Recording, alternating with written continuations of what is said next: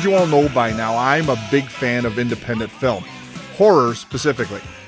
But with all the zombie movies and vampire movies that seem to dominate the indie horror scene, sometimes it just gets a little boring. But just when I'm about to give up on indie film, something comes along that'll respark my interest. A movie that's so good and so original that it really deserves to be seen more widely than it probably will be. Well, Dennis Smithers' movie, A Bothered Conscience, is one of those movies. Here's the story. A Bothered Conscience is the story of Keller McGavin, a backwoods kind of guy. Alright, he's really just a hillbilly. But what most people don't know about hillbillies is that they're not nearly as dumb as they're portrayed in the mainstream media. Well, Keller and his son live out in the middle of nowhere, living off the land. The only problem they really have is with trespassers. They really hate trespassers.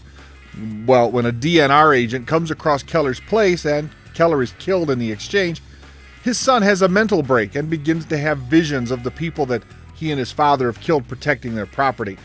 Now, the only problem is, we don't know if he's really dreaming these or are the dead rising to haunt him. A Bothered Conscience is what indie film is all about. It's an original story with great acting and an ending that will genuinely leave you wanting more. I can't praise Dennis Smithers Jr. enough for this movie. If you're a fan of horror, you're going to love A Bothered Conscience.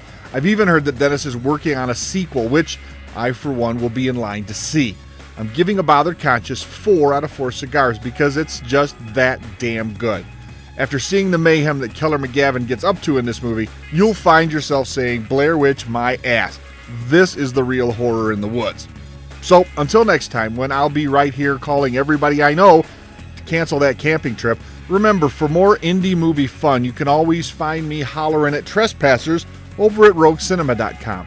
And if you want to know what hits horror DVD every week, you can trespass over at fearzone.com.